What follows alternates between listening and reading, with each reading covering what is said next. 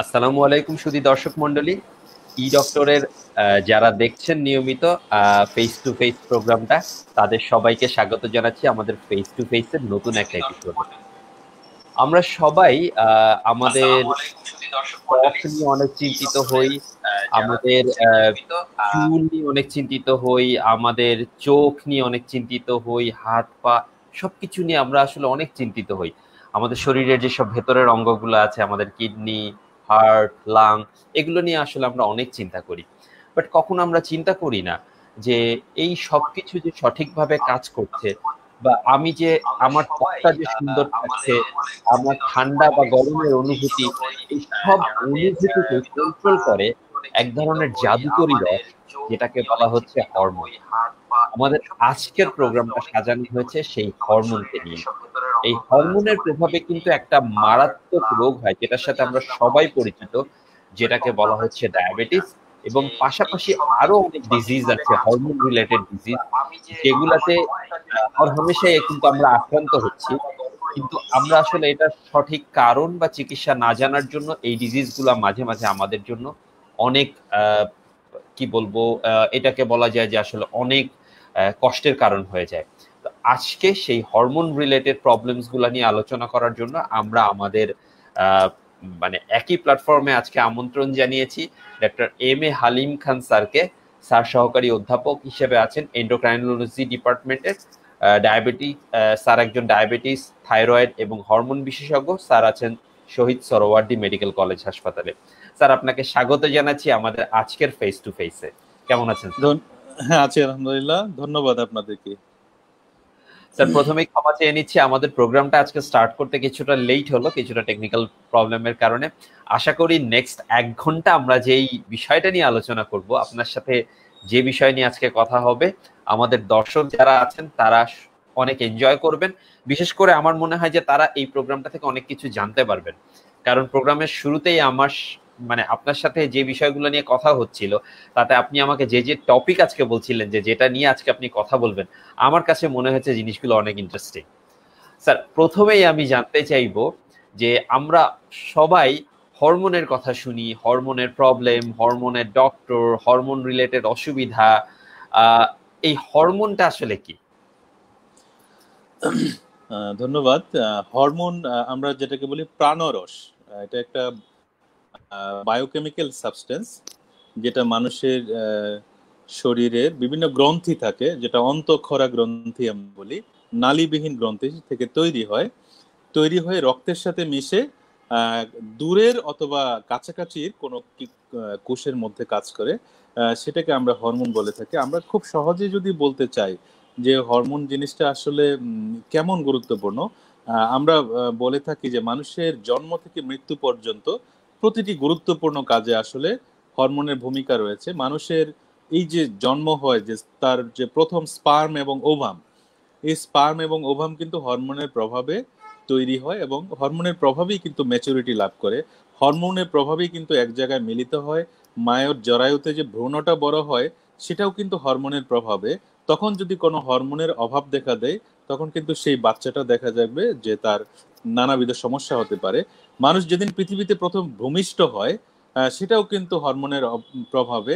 আমরা জানি অক্সিটোসিন নামক একটি হরমোন, যেটা মানুষের জরায়ুকে সংকুচিত করে এবং সার্ভিক্সের রিল্যাক্স করে, এবং পৃথিবীতে মানুষ প্রথম ভূমিষ্ঠ হয়। ভূমিষ্ঠ হওয়ার পরে তার যে এই যে শৈশবকাল এবং কৈশোরকাল, এগুলো মানে সম্পূর্ণরূপে হরমোন ডিপেন্ডেন্ট। এবং ওই সময় আসলে গ্রোথ হরমোন, থাইরয়েড হরমোন সহ আরো নানাবিধ হরমোন ওই সময় তার বৃদ্ধি এবং বিকাশের জন্য খুবই গুরুত্বপূর্ণ ভূমিকা পালন করে থাকে। তারপরে যদি আমি বলি যে তার যে বয়ঃসন্ধিকাল, এই যে বয়ঃসন্ধিকাল, ছেলেদের ক্ষেত্রে টেস্টোস্টেরন এবং মেয়েদের ক্ষেত্রে ইস্ট্রোজেন প্রজেস্টেরন গুরুত্বপূর্ণ ভূমিকা পালন করে থাকে।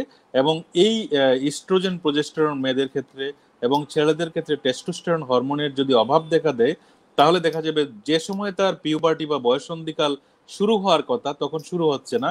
সেটা হয়তো তার হয়তো 12-13 বছরে যেটা শুরু হওয়ার কথা, সেটা হয়তো দেখা যায় 20 বছর যাচ্ছে, কিন্তু হরমোনের অভাবের জন্য তার কিন্তু বয়ঃসন্ধিকাল শুরু হচ্ছে না। আবার একই রকম ভাবে দেখা যাবে যে কারো যদি এই হরমোনটা বেশি হয়ে যায়, ছেলেদের ক্ষেত্রে টেস্টোস্টেরন, মেয়েদের ক্ষেত্রে ইস্ট্রোজেন প্রজেস্টেরন, তার দেখা যায় বা হয়তো 4-5 বছরেই যদি বেশি বেশি করে সিক্রেশন হয়, তাহলে দেখা যাবে যে এই 4-5 বছরেই কিন্তু তার যে একটা বয়ঃসন্ধিকালের যে বৈশিষ্ট্য সেগুলো কিন্তু চলে আসতে পারে। তাহলে এই বয়ঃসন্ধিকালে কিন্তু এই হরমোনগুলো গুরুত্বপূর্ণ ভূমিকা পালন করে থাকে। তারপরে যদি মানুষের যৌবনকাল যদি বলি, তাহলে এই মানুষের যৌবনকাল পুরোপুরি কিন্তু হরমোন দ্বারা নিয়ন্ত্রিত। ছেলেদের ক্ষেত্রে টেস্টোস্টেরন, মেয়েদের ক্ষেত্রে ইস্ট্রোজেন, প্রজেস্টেরন, এই হরমোনগুলো কিন্তু খুব গুরুত্বপূর্ণ ভূমিকা পালন করে থাকে। এবং এই হরমোনগুলোর যদি অভাব দেখা দেয় বা আধিক্য দেখা দেয়, তখন কিন্তু হরমোনের নানাবিধ সমস্যা এবং যৌবনের নানাবিধ সমস্যা কিন্তু হতে পারে। মানুষ যখন মৃত্যুবরণ করে তখন আসলে কি হয় যে একটা মানুষ যদি শকে চলে যায়, বা তার করোনায় আক্রান্ত হলো, তার মাল্টি অর্গান ফেইলিউর হলো, এই পেশেন্ট শকে চলে যাচ্ছে, তখন এই শকে যাওয়ার পেশেন্টটাকে মানুষের দেহের যে হরমোনগুলো আছে, হরমোনগুলো কিন্তু বাঁচাতে চেষ্টা করে। এর মধ্যে কর্টিসল, অ্যাড্রেনালিন, নর অ্যাড্রেনালিন হরমোনগুলো কিন্তু তাকে বাঁচাতে চেষ্টা করে। এই হরমোনগুলো যখন ফেইল করে, তখনই কিন্তু আসলে একজন মানুষ মারা যায়। তাহলে আপনি দেখেন যে মানুষের জন্ম থেকে মৃত্যু পর্যন্ত প্রত্যেকটা গুরুত্বপূর্ণ কাজে আসলে হরমোনের কিন্তু গুরুত্বপূর্ণ ভূমিকা রয়েছে। কিন্তু হরমোন সম্পর্কে আমাদের সচেতনতা মানে না থাকার জন্য কিন্তু এই কিছু কিছু গ্যাপ থেকে যায় এবং পেশেন্টরা কিন্তু অনেক সময় সাফারার হয়। কিন্তু এই যে অনলাইন পোর্টালগুলো তৈরি হওয়াতে এবং বিভিন্ন মিডিয়াতে আমরা বলে বলে এখন মনে হয় যে মানুষদেরকে অনেকটাই, আমার মনে হয় যে সচেতন করা গেছে, যে এবং মানুষ কিন্তু নিজেরাই এখন বুঝতে পারছে যে তার হরমোনের সমস্যা দেখা দিয়েছে এবং তারা সংশ্লিষ্ট ডাক্তারের সাথে তারা নিজেরাই দেখা করছে, এখন দেখা যাচ্ছে। স্যার, আপনি যেটা বললেন, যেভাবে আপনি পুরো জিনিসটাকে ডেসক্রাইব করলেন, তাতে তো আমার কাছে মনে হচ্ছে যে আমাদের একদম সকালে ঘুম থেকে ওঠা থেকে শুরু করে রাতে ঘুমাতে যাওয়া পর্যন্ত সারা দিনের কাজকর্মের প্রত্যেকটা কাজের সাথেই হরমোনের সাথে একটা রিলেশন আছে আমাদের। হ্যাঁ, ডেফিনেটলি রিলেশন আছে। আমরা যে হাঁটি, মানে এই যে হাসাহাসি করি, সেখানে হরমোন রিলেটেড। আমরা যে কান্না করি, সেখানে হরমোন রিলেটেড। আর প্রাত্যহিক কাজের মধ্যে তো হরমোনের রিলেশন আছেই, ডেফিনেটলি আছে। স্যার, আমরা তো অনেকগুলো হরমোনের নাম হয়তো আমাদের বইয়ে পড়েছি, বা এখন সোশ্যাল মিডিয়ার কল্যাণে, ইউটিউবের কল্যাণে অনেকে অনেকগুলো হরমোনের নাম জানি। তো এবং এই হরমোন রিলেটেড যেই ব্যাপারগুলো আমাদের শরীরে, হরমোনের সাথে রিলেটেড যে ব্যাপারগুলো, সেটাও আপনি বললেন। এই যে হরমোনের অসুবিধার কারণে বা হরমোন কম বেশি হওয়ার কারণে শরীরে যে অসুবিধাগুলো তৈরি হচ্ছে, এই অসুবিধাগুলো কি কি, বা আমরা কখন বুঝবো যে হরমোনের প্রবলেম আমার শরীরের মধ্যে হচ্ছে? আসলে আমাদের দেহে তো অনেক হরমোন আছে, শত শত হরমোন আছে। তো ওই হরমোনগুলো একটা নির্দিষ্ট কনসেন্ট্রেশনে থাকতে হয়, যেটাকে আমরা নর্মাল রেঞ্জ বা রেফারেন্স রেঞ্জ বলে থাকি। এর কম বেশি হলেই কিন্তু হরমোনের সমস্যাগুলো দেখা দিতে পারে। তাহলে হরমোন একটা নির্দিষ্ট রেঞ্জের মধ্যে থাকলে ঠিক আছে, যদি বেশি হয় তাহলেও সমস্যা, আবার যদি কমে যায় তাহলেও কিন্তু সমস্যা। তো আমি কমন হরমোনগুলোর নিয়ে একটু কথা বলি। যে প্রথম যদি আমি বলি যে ডায়াবেটিস, হ্যাঁ, ডায়াবেটিস একটা কমন হরমোনাল ডিসঅর্ডার। এবং এটা আমরা যে মানুষের শরীরে যে অগ্নাশয় আছে, অগ্নাশয়ে বিটা কোষ আছে, সেখান থেকে যে ইনসুলিন তৈরি হয়, এই ইনসুলিনের যদি অভাব দেখা দেয়, অথবা ইনসুলিন যদি ঠিকই তৈরি হয় কিন্তু মানুষের কোষে ঠিকমতো কাজ করতে পারে না, তখন তার রক্তে সুগার লেভেল বেড়ে যায়, যেটাকে আমরা ডায়াবেটিস বলে থাকি। এছাড়া আছে আরেকটা কমন হলো যে থাইরয়েড হরমোন। থাইরয়েড হরমোনের যদি বেড়ে যায়, যেটাকে আমরা বলি হাইপারথাইরয়েডিজম, আর কমে যায় যদি, সেটাকে বলি হাইপোথাইরয়েডিজম। হাইপোথাইরয়েডিজমের পেশেন্টের সংখ্যাই কিন্তু অনেক বেশি। এছাড়াও আরো কিছু হরমোন আছে, যেমন পলিসিস্টিক ওভারি সিনড্রোম। এটা মেয়েদের একটা ডিজিজ, এবং তাদের মাসিক অনিয়মিত হয়, ওজন বেড়ে যেতে থাকে, এবং তার শরীরের নানাবিধ যে জায়গায় যে অবাঞ্ছিত লোম গজায়, এবং দেখা যায় যে তার ঘাড় কালো হয়ে যাচ্ছে, বগলের নিচে কালো হয়ে যাচ্ছে। এই টাইপের লক্ষণগুলো পলিসিস্টিক ওভারি সিনড্রোমে দেখা দিয়ে থাকে। এছাড়াও আরো একটি হরমোন আছে, যেটি হলো প্যারাথাইরয়েড হরমোন, যেটা মানুষের শরীরের ক্যালসিয়াম রিলেটেড, যে ক্যালসিয়ামকে যে রেগুলেট করে। তাহলে প্যারাথাইরয়েড হরমোন যদি বেড়ে যায়, সেক্ষেত্রেও কিন্তু মানুষের শরীরে ক্যালসিয়াম লেভেল বেড়ে যেতে পারে এবং নানাবিধ সমস্যা হতে পারে।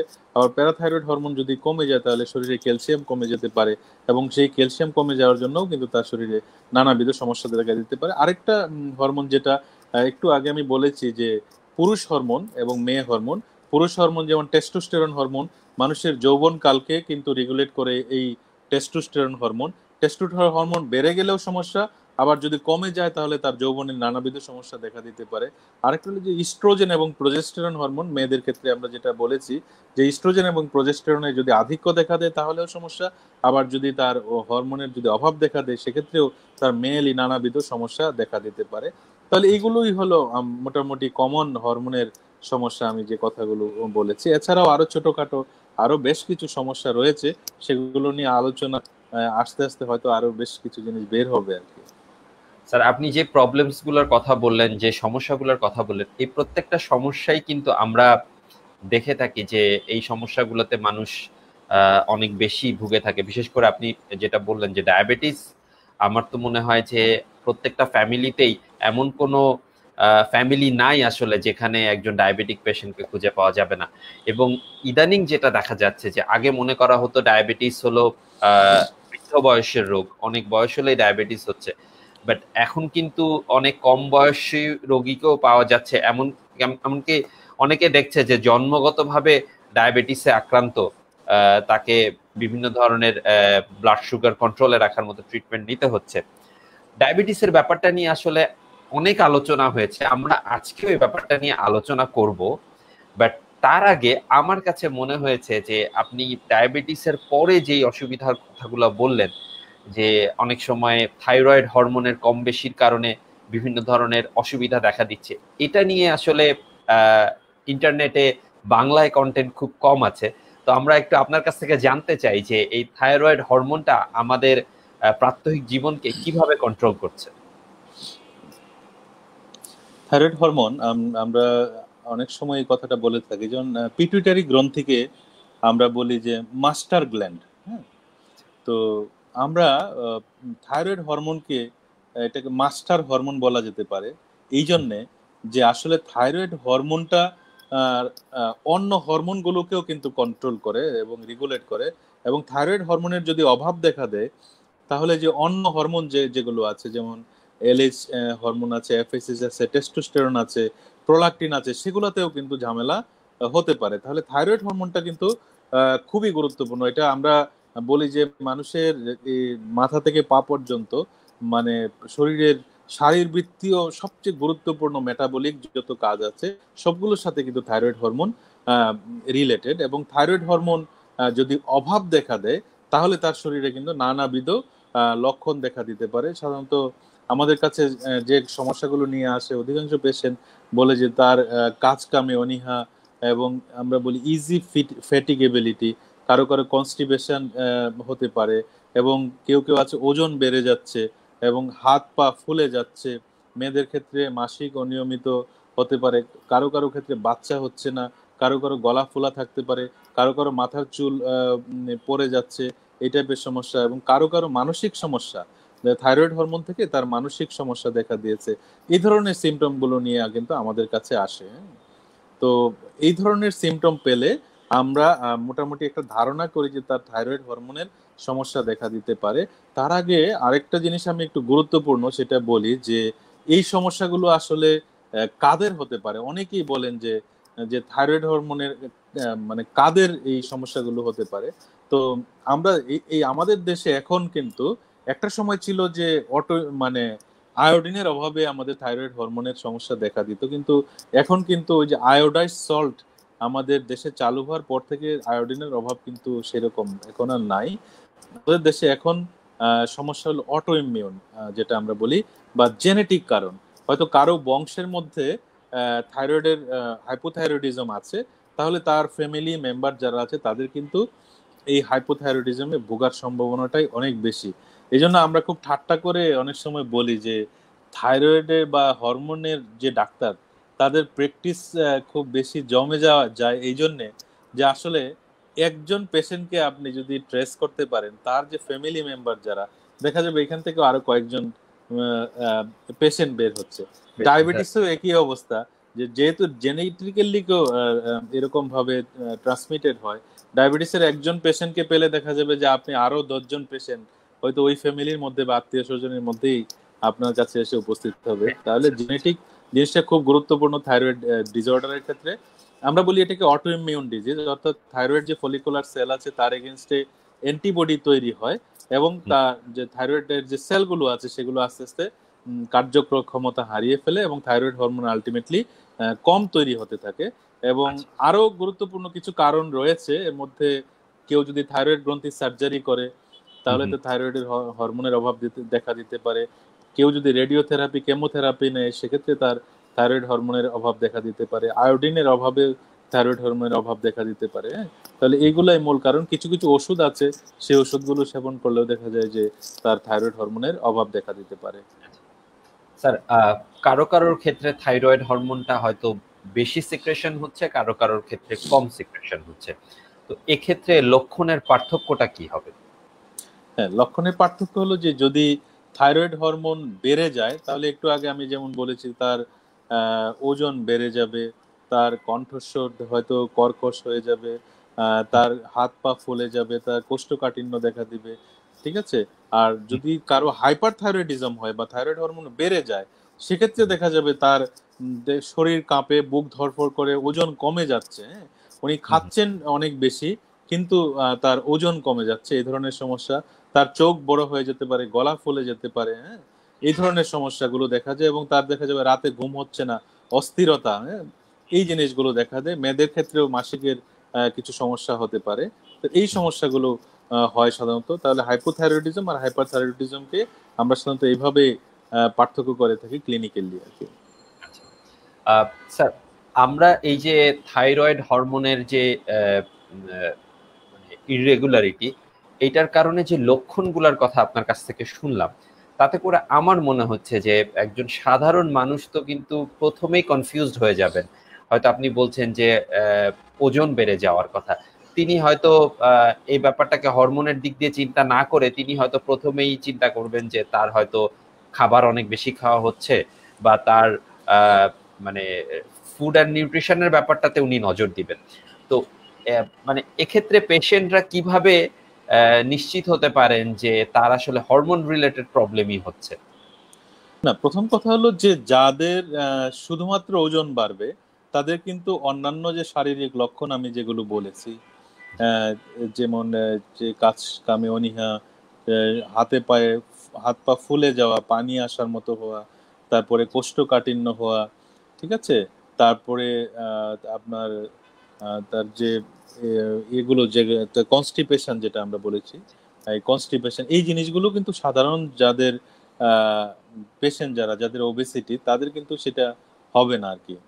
কিন্তু যাদের থাইরয়েডের সমস্যা আছে তাদের কিন্তু এই লক্ষণগুলো দেখা দিবে। তাহলে এই লক্ষণগুলো যেগুলো আমি একটু আগে বলেছি, এই লক্ষণগুলো থাকলে বিশেষ করে মেয়েদের ক্ষেত্রে যদি দেখা যায় অনিয়মিত মাসিক থাকে, বিয়ের পরে বাচ্চা হচ্ছে না সেই লক্ষণগুলো থাকে, বা পলিসিস্টিক ওভারি সিনড্রোম, সেটাতেও কিন্তু ওজন বাড়তে পারে। তার সিম্পল ওবেসিটি হতে পারে। কারো বাচ্চাদের ক্ষেত্রে ওজন বাড়ছে, তার মেটাবলিক সিনড্রোম, যে তার কোলেস্টেরল বাড়ছে, সুগার হয়তো একটু বেশি আসছে, তার লাইফস্টাইল খাদ্যাভ্যাস ঠিক নাই, সেক্ষেত্রেও কিন্তু তার ওজন বেড়ে যেতে পারে। তাহলে প্রথম কথা হলো যে ওজন বাড়াটা কোনো স্বাভাবিক প্রক্রিয়া নয়।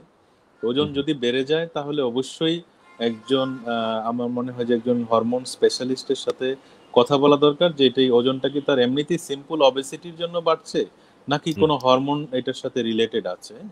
তাহলে অনেকগুলো হরমোনিক ডিসঅর্ডারের জন্য কিন্তু তার ওজন বেড়ে যেতে পারে। তাহলে আমরা পরীক্ষা নিরীক্ষার মাধ্যমে আসলে ক্লিয়ার হই যে তার কি আসলে হরমোনের জন্য বাড়ছে নাকি তার লাইফস্টাইলের জন্যই তার এই ওজনটা বাড়ছে, সেটা আমরা ক্লিয়ার হই। যদি হরমোনের জন্য বেড়ে থাকে তাহলে হরমোনের চিকিৎসা দেওয়ার পরে দেখা যায় যে ওজনটা কিন্তু তার কমতে থাকে।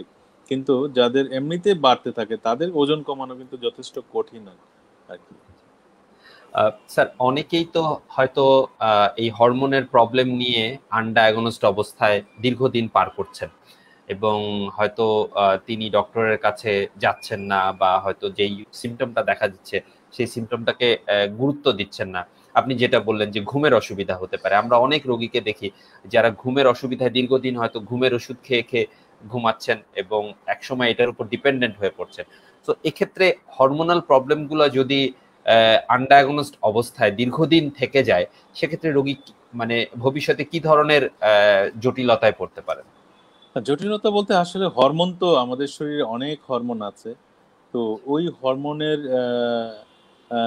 মানে আসলে এটা ডিপেন্ড করবে যে আসলে তার কোন হরমোনের অভাব দেখা দিয়েছে বা আধিক্য দেখা দিয়েছে, সেটার উপর তার নির্ভর করবে যে তার যে সিকুয়েলিটা কি হবে বা কমপ্লিকেশনস কি হবে। যদি হাইপোথাইরয়েডিজমের পেশেন্ট সাপোজ, যদি উনি ট্রিটমেন্ট না করেন ইচ্ছে করে অথবা আনডায়াগনোজড অবস্থায় থাকেন, সেক্ষেত্রে দেখা যাবে তার আর মারাত্মক কিছু জটিলতা, তার দেখা যাবে সেক্সুয়াল প্রবলেম হতে পারে। মেয়েদের ক্ষেত্রে দেখা যাবে অনিয়মিত মাসিক হচ্ছে, কারো বাচ্চা হচ্ছে না, সেই সমস্যা। কারো কারো হার্টের ক্ষেত্রে দেখা যায় হার্টে পানি আসতে পারে, তার লাংসের পানি আসতে পারে, এরকম জটিল জটিল সমস্যা। কারো মানসিক সমস্যা এটা থেকেও কিন্তু হতে পারে।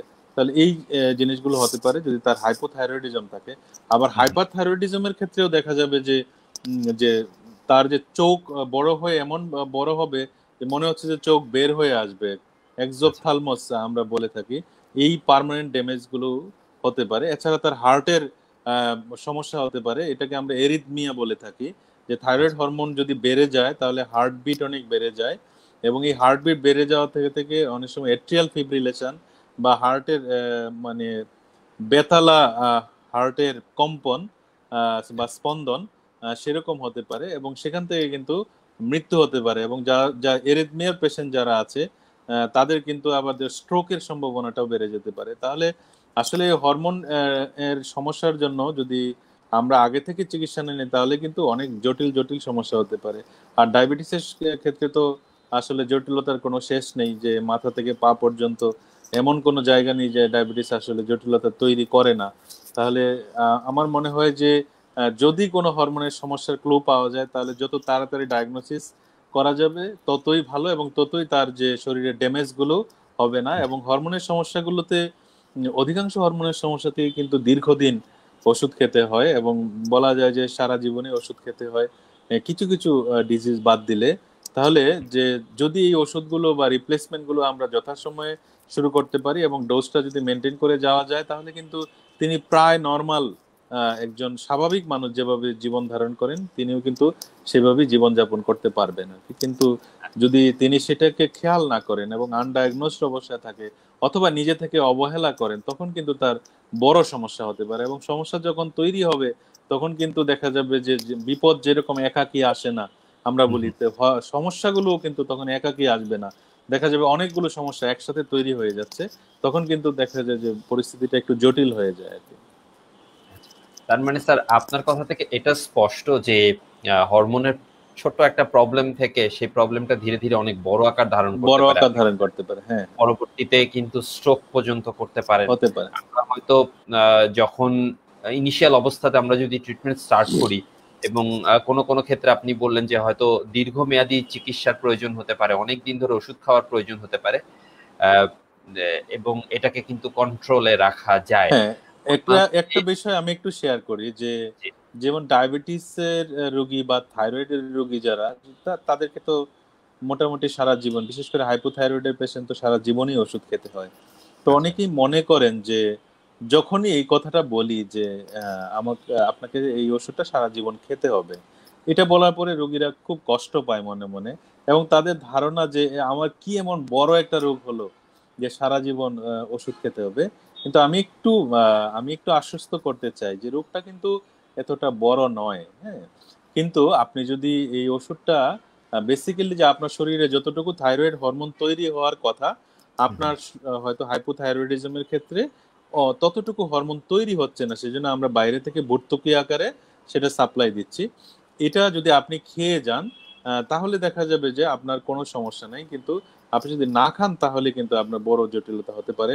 তাহলে এটা বড় কোনো রোগ নয়, কিন্তু আপনার এই ওষুধটা যেমন প্রেসারের ওষুধ সারা জীবন খেতে হয় বা ডায়াবেটিসের ওষুধ সারা জীবন খেতে হয়, ঠিক একই রকম ভাবে হাইপোথাইরয়েডিজমের জন্য থাইরক্সিন যেটা সেটা সারা জীবন খেতে হবে। এটাকে বড় রোগ মনে করার কোনো কারণ নেই, রোগটা খুব সাধারণ একটা রোগ। আপনি যদি হরমোনটা ঠিক মতো রিপ্লেসমেন্ট করে যেতে পারেন তাহলে আপনার কোনো সমস্যা নেই।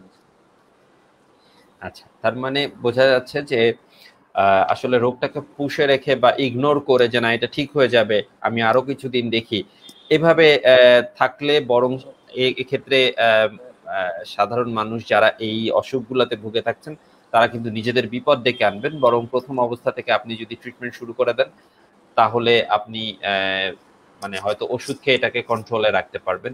এক ভাইয়া আমাদেরকে কোয়েশ্চেন করেছেন যে কোনো সমস্যা সম্পর্কে জিজ্ঞেস করা যাবে কিনা। অবশ্যই জিজ্ঞেস করা যাবে, এবং এই সমস্যাটা আজকের আমাদের টপিক রিলেটেড হলে ভালো হয়। একজন বলছেন যে নিউ ইয়র্ক থেকে দেখছেন, থ্যাংক ইউ সো মাচ আমাদেরকে নিউ ইয়র্ক থেকে অনেক দূর থেকে আমাদেরকে দেখার জন্য। আপনি যদি কোনো কিছু জানতে চান আজকের টপিক রিলেটেড, আপনি কিন্তু আমাদেরকে কোয়েশ্চেন করতে পারেন। সৈয়দ মাহমুদুল।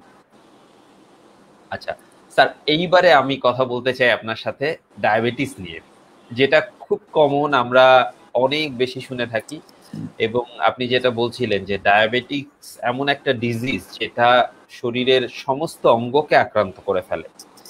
তো আমরা যদি একদম শুরুর দিকের কথাবার্তায় আসি যে ডায়াবেটিসটা আসলে কাদের হচ্ছে। আচ্ছা, ডায়াবেটিসকে আমরা বলি মাল্টিফ্যাক্টোরিয়াল ডিজিজ, হ্যাঁ, অর্থাৎ অনেকগুলো ফ্যাক্টর একসাথে যখন যোগ হয় তখনই তার ডায়াবেটিস হয়। এর মধ্যে আমি যদি বলি যে প্রথম আমি বলবো যে আমাদের রেশিয়াল ব্যাকগ্রাউন্ড, যেমন আমাদের এশিয়া এবং সাউথ এশিয়ান কান্ট্রিগুলোতে কিন্তু ডায়াবেটিসের প্রবণতা বেশি। তারপরে হলো যে কারো বংশে যদি ডায়াবেটিস থাকে তাহলে এই বংশের মধ্যে কিন্তু ডায়াবেটিসে আক্রান্ত হওয়ার সম্ভাবনা বেশি, বিশেষ করে ফার্স্ট ডিগ্রি রিলেটিভ এর যদি ডায়াবেটিস থাকে তাহলে কিন্তু তাদের যে রিলেটিভ যারা আছে তাদের কিন্তু ডায়াবেটিসে আক্রান্ত হওয়ার সম্ভাবনা বেশি। আমরা যদি বলি যে একজন বাবার হয়তো ডায়াবেটিস আছে, দেখা যাবে তার যদি 4 সন্তান থাকে তাহলে 4জন সন্তানেরই কিন্তু ডায়াবেটিসে আক্রান্ত হওয়ার ঝুঁকি বেশি। এবং এই 4জন সন্তানের যদি আরো 4জন করে সন্তান হয় তাহলে ওই 16জন সন্তানের কিন্তু ডায়াবেটিসে আক্রান্ত হওয়ার ঝুঁকি বেশি। তাহলে ডায়াবেটিস কিন্তু একইভাবে যে যে জ্যামিতিক হারে বাড়ছে, যেমন কোভিড, যেমন করোনায় যেমন 1জন থেকে 3জন ছড়াচ্ছে, 3জন থেকে 9জন, 9জন থেকে 27জন, ঠিক ডায়াবেটিসও কিন্তু অনেকটা এরকমই, যে 1জন থেকে বহুজনের কিন্তু ডায়াবেটিস হয়ে যাচ্ছে। এবং একজনের হয়তো ডায়াবেটিস হয় নাই, কিন্তু তার লাইফস্টাইল অনিয়মিত থাকার জন্য হয়তো তার যে জেনেটিক লেভেলে যে পরিবর্তন আসছে, তার হয়তো ডায়াবেটিস হওয়ার জন্য যথেষ্ট নয় সেই পরিবর্তনটা, কিন্তু তার যে নেক্সট জেনারেশন দেখা যাবে এই পরিবর্তনটা কিন্তু ট্রান্সমিটেড হয়ে যাচ্ছে এবং তার যে নেক্সট জেনারেশনে কিন্তু একটু তাড়াতাড়ি কিন্তু ডায়াবেটিসে আক্রান্ত হওয়ার ঝুঁকিটা বেড়ে যায়। তাহলে জেনেটিক ফ্যাক্টরের পরে আমি যেটা বলবো যে সেডেন্টারি লাইফস্টাইল, যারা কায়িক পরিশ্রম করেন না, সারাদিন শুয়ে বসে থাকেন, তাদের মধ্যে কিন্তু ডায়াবেটিসে আক্রান্ত হওয়ার ঝুঁকি বেশি। যাদের ওজন বেশি তাদের কিন্তু ডায়াবেটিসে আক্রান্ত হওয়ার ঝুঁকি বেশি, এবং যাদের প্রি ডায়াবেটিস আছে, যে বর্ডার লাইন ডায়াবেটিস যাদের আছে, তাদের কিন্তু খুব অল্প সময়ের মধ্যেই ডায়াবেটিসে আক্রান্ত হওয়ার ঝুঁকি বেশি। তারপর হলো যে গর্ভকালীন ডায়াবেটিস যাদের থাকে, গর্ভকালীন ডায়াবেটিস যদি কারো থাকে তাহলে কিন্তু ভবিষ্যতে তার টাইপ 2 ডায়াবেটিসে আক্রান্ত হওয়ার ঝুঁকিটা বেড়ে যায়। তাহলে এই জিনিসগুলোই কিন্তু ডায়াবেটিসের হবার বা যাদের ঝুঁকি আছে, এই জিনিসগুলো যাদের আছে তাদের ডায়াবেটিসে আক্রান্ত হওয়ার ঝুঁকিটা অনেক বেড়ে যায়। এছাড়া আরো কিছু ডিজিজ আছে, যেমন পলিসিস্টিক ওভারি সিনড্রোম, একটু আগে আমি সেই ডিজিজটা উল্লেখ করেছি। পলিসিস্টিক ওভারি সিনড্রোম যাদের আছে তাদের কিন্তু গর্ভকালীন ডায়াবেটিসে আক্রান্ত হওয়ার সম্ভাবনা বেশি, এবং ভবিষ্যতে কিন্তু তার ডায়াবেটিস এবং হার্ট ডিজিজে আক্রান্ত হওয়ার সম্ভাবনা বেশি। যাদের কোলেস্টেরল বেশি, যাদের হাইপারটেনশন আছে, তাদেরও কিন্তু ভবিষ্যতে ডায়াবেটিসে আক্রান্ত হওয়ার সম্ভাবনা বেশি। যাদের যে থাইরয়েডের সমস্যা আছে বা অটোইমিউন ডিজিজ আছে, তাদেরও কিন্তু দেখা যায় যে ডায়াবেটিসে আক্রান্ত হওয়ার ঝুঁকি বেশি। তাহলে এই জিনিসগুলো আর কি। অনেকেই প্রশ্ন করেন যে মিষ্টি খেলে আমি ঠিক এই কোশ্চেনটাই আসতে চাচ্ছিলাম। আচ্ছা, অনেকেই বলেন যে চিনি খেলে ডায়াবেটিস হয়, কিন্তু আপনি এখন বলছিলেন স্যার অনেকগুলা ডিজিজের নাম বললেন, যেগুলা থেকে মানে যেগুলাতে একজনের থাকলে, এই ডিজিজগুলা থাকলে তার ডায়াবেটিসে আক্রান্ত হওয়ার সুযোগ বেশি। তাহলে এই কথার সাথে এই কথার আসলে যৌক্তিকতা কতটুকু যে চিনি খেলে ডায়াবেটিস হয়? হ্যাঁ, চিনি খেলে ডায়াবেটিস হয়, আসলে পৃথিবীর কোনো অভিধানে এভাবে লেখা নাই যে চিনি ডায়াবেটিস হওয়ার জন্য একটা রিস্ক ফ্যাক্টর, এভাবে লেখা নাই। হ্যাঁ, তো আমি যে বিষয়টা বলতে চাই সেটা হলো যে যে একজন মানুষ যদি চিনি বা মিষ্টি বেশি খায়, তখন কিন্তু আমাদের শরীরের যে জায়গা থেকে ইনসুলিন তৈরি হয়, বিটা কোষ, এই বিটা কোষের উপরে লোড বাড়তে থাকে, তাকে অনেক বেশি কাজ করতে হয়। হ্যাঁ, তো লোড বাড়তে বাড়তে ওই বিটা কোষগুলো কাজ করতে করতে একসময় কিন্তু এক্সস্টেড হয়ে যেতে পারে এবং বার্ন আউট হয়ে যেতে পারে, নন ফাংশনিং হয়ে যেতে পারে। ভবিষ্যতে কিন্তু তার ডায়াবেটিসে আক্রান্ত হওয়ার সম্ভাবনা বেশি। যদি এরকম একটা স্টাডি করা হয় যে 5 লক্ষ মানুষ মিষ্টি খায় আর 5 লক্ষ মানুষ একেবারে মিষ্টি খায় না, এটা নিশ্চিতভাবে প্রমাণিত হবে যে যারা মিষ্টি খেয়েছে তাদের মধ্যে ডায়াবেটিস বেশি হয়েছে, এতে কোনো সন্দেহ নেই। আরেকটা বিষয় হলো যে যারা মিষ্টি বেশি খায় তাদের কিন্তু ওজন বাড়ে। ওজন আচ্ছা। যত বেশি বাড়বে তাদের কিন্তু ইনসুলিন রেজিস্ট্যান্স হওয়ার সম্ভাবনা বেশি বা ইনসুলিন অকার্যকর হওয়ার সম্ভাবনা বেশি, এবং তার কিন্তু ভবিষ্যতে ডায়াবেটিসে আক্রান্ত হওয়ার সম্ভাবনা বেশি। তাহলে আমরা মিষ্টি খাওয়াকে কখনো প্রমোট করব না। যাদের ডায়াবেটিস নাই তারা মাঝে মধ্যে মডারেট অ্যামাউন্ট যদি উনি মনে করেন খেতে পারেন, কিন্তু যাদের ডায়াবেটিস একবার হয়ে গেছে তারা কিন্তু কোনো ব্যাখ্যা দ্বারা কিন্তু মিষ্টি খাওয়াকে উনি অ্যালাউ করতে পারবেন না। কারণ মিষ্টি আপনি যেদিন খাবেন সেদিনে দেখা যাবে আপনার সুগার অনেক বেড়ে গেছে। আর অল্টারনেটিভ সুইটনার যেগুলো আছে, বিকল্প মিষ্টি, সেগুলো নিয়েও অনেক কন্ট্রোভার্সি আছে। তো এখন পর্যন্ত যেটা আমরা বলি যে মাঝে মধ্যে, প্রতিদিন প্রতিনিয়ত নয়, অল্টারনেটিভ সুইটনার মাঝে মধ্যে তিনি খেতে পারবেন। তবে যাদের গর্ভাবস্থা আছে তাদের ক্ষেত্রে অল্টারনেটিভ সুইটনার যেগুলো বিকল্প মিষ্টি সেগুলো না খাওয়াই উত্তম আর কি। আচ্ছা স্যার, আপনার কাছে আরো বেশ কিছু কোশ্চেন আছে ডায়াবেটিস নিয়ে, বাট আমি আমার দর্শকদেরকে বলবো আপনারা যারা দেখছেন এবং আপনাদের ফ্যামিলিতে একজন ডায়াবেটিক পেশেন্ট আছে, আপনি চাইলেই কিন্তু এই ভিডিওটা তাকে শেয়ার করে দিতে পারেন। এতে করে আপনি তাকে একটু হেল্প করলেন। আমার মনে হয় যে এই ভিডিওতে স্যার যে কথাগুলো বলছেন খুবই গুরুত্বপূর্ণ, এবং তিনি হয়তো তার ডিজিজটা নিয়ে আরো বেশ কিছু জিনিস জানতে পারবেন, এবং তিনি যত বেশি জানবেন তার জন্য এই ডিজিজটাকে কন্ট্রোলে রাখাটা তার জন্য তত বেশি সহজ হবে। সো আলটিমেটলি জাস্ট একটা শেয়ার করে আপনি কিন্তু তাকে হেল্প করলেন। স্যার, চিনির পাশাপাশি আরেকটা বিষয় প্রচলিত ছিল যে ডায়াবেটিস শুধু বৃদ্ধ বয়সের রোগ, বাট আপনি যেটা বললেন যে না, অনেক সময় জন্মগতভাবেও ডায়াবেটিস হতে পারে। তো এই দুইটার পার্থক্য কিভাবে তো হচ্ছে? ডায়াবেটিসের যদি আমরা বয়সের জিনিসটা একটু বলি, তাহলে তার আগে আমি বলি যে ডায়াবেটিসের টাইপগুলো নিয়ে একটু কথা বলি। যে একটা হলো টাইপ 1 ডায়াবেটিস, আর একটা টাইপ 2 ডায়াবেটিস, এবং অন্যান্য বিশেষ ধরনের ডায়াবেটিস বা আদার স্পেসিফিক টাইপ, এবং একটা হলো গর্ভকালীন ডায়াবেটিস। এগুলো হলো মোটামুটি 4 প্রকারের ডায়াবেটিস আছে। তো আমাদের দেশে 95% বা তারও বেশি পেশেন্ট কিন্তু আসলে টাইপ 2 ডায়াবেটিসে আক্রান্ত রোগী। হ্যাঁ, তো টাইপ 2 ডায়াবেটিসে আক্রান্ত রোগী যারা, তাদের কিন্তু একটা সময় ছিল যে আমরা বলতাম যে 40 বছর পরে তাদের ডায়াবেটিস দেখা দিবে, কিন্তু এখন আমরা নিজেরাই হয়তো দেখা যায় যে বাচ্চা ক্লাস 3-তে পড়ে বা ক্লাস 4-এ পড়ে বা 6-7-এ পড়ে, আমি অসংখ্য বাচ্চাকে এরকম পেয়েছি যাদের ডায়াবেটিস ধরা পড়েছে আমার কাছেই, এবং টাইপ 2 ডায়াবেটিস, কারণ তাদের লাইফস্টাইলে ঠিক নাই। হ্যাঁ, ঠিক আছে।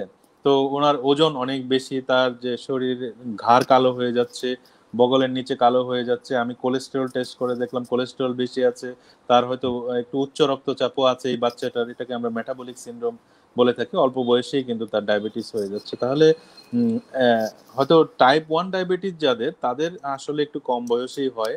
আমরা এভারেজ এজটাকে হয়তো 12 বলে থাকি, এই বয়স, বা 5-6 বছর, 7 বছর, 8 বছর, 12 বছর, এই বয়সে টাইপ 1 ডায়াবেটিস দেখা যায়। এবং টাইপ 1 এর বাচ্চাগুলো দেখা যায় যে হঠাৎ করে তার ব্লাড সুগার অনেক বেশি বেড়ে যায়, এবং এরা কিন্তু অত মোটা থাকে না। কিন্তু টাইপ 2 বাচ্চা যেগুলো আছে তাদের ক্ষেত্রে দেখা যায় যে তার ইনসুলিন যে রেজিস্ট্যান্স বা ইনসুলিন অকার্যকর হওয়ার যে লক্ষণগুলো, তার ওজন বেশি থাকে, ঘাড় কালো হয়ে যায়, বগলের নিচে কালো হয়ে যায়, তার কোলেস্টেরলের সমস্যা দেখা যায়, উচ্চ রক্তচাপ দেখা যায়, এই সমস্যাগুলো দেখা দেয়।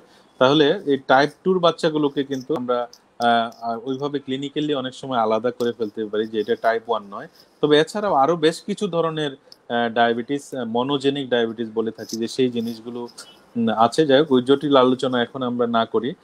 তারপরে হলো যে গর্ভকালীন ডায়াবেটিস যেটা, সেটা হলো যে গর্ভাবস্থায় যখনই তিনি প্রেগনেন্ট হবেন, সাপোজ কেউ 18 বছর বয়সে প্রেগনেন্ট হলেন, তাহলে গর্ভাবস্থায় তার কিন্তু ডায়াবেটিস হতে পারে। হ্যাঁ, যদি তার বংশে থাকে, তার ওজন বেশি থাকে, এই টাইপের সমস্যা, পলিসিস্টিক ওভারি সিনড্রোম থাকে, তাহলে কিন্তু তার গর্ভকালীন ডায়াবেটিসটা কিন্তু মানে এই 18-20 বছর বা 24 বছর বয়সেই যখন তিনি গর্ভবতী হবেন তখনই কিন্তু হতে পারে। হ্যাঁ, আর একটা হলো যে অন্যান্য বিশেষ ধরনের ডায়াবেটিস যেটা, সেটা হলো অন্যান্য কিছু হরমোনের সমস্যার জন্য।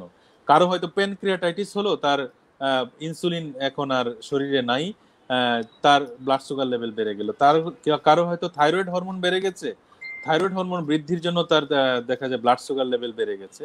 অথবা তার গ্রোথ হরমোন বেড়ে গেছে সেজন্য ব্লাড সুগার লেভেল বেড়ে গেছে, কারো হয়তো কর্টিসল হরমোন বেড়ে গেছে সেজন্য তার ব্লাড সুগার লেভেল বেড়ে গেছে। প্যানক্রিয়াসের কিছু নিজস্ব ডিজিজ আছে, সেই প্যানক্রিয়াসের ডিজিজগুলোর জন্য এফসিপিডি, ফাইব্রোসিস্টিক প্যানক্রিয়াটিক ডায়াবেটিস আমরা বলে থাকি, সেগুলোর জন্য কিন্তু তার ইনসুলিনের দেখা যায় যে অকার্যকর হতে পারে বা কমে যেতে পারে এবং তার ব্লাড সুগার লেভেল বেড়ে যেতে পারে। তাহলে বয়সটা আসলে, যে একটা সময় বয়সটাকে খুব গুরুত্ব সহকারে বিবেচনা করা হতো, কিন্তু এখন আমরা যে এরকম না যে কারো বৃদ্ধ বয়সের রোগ হলো ডায়াবেটিস, এখন যে কোনো বয়সেই যে কেউ আসলে ডায়াবেটিসে আক্রান্ত হতে পারে। এবং আমি আজকেও আমার চেম্বারে পেলাম যে একজনের ডায়াবেটিস 26 আমি পেয়েছি। উনি জানেনই না যে ওনার ডায়াবেটিস আছে। এই লকডাউনে এবং এই করোনা কালে ওনার এই প্রথম ডায়াবেটিস ধরা পড়লো।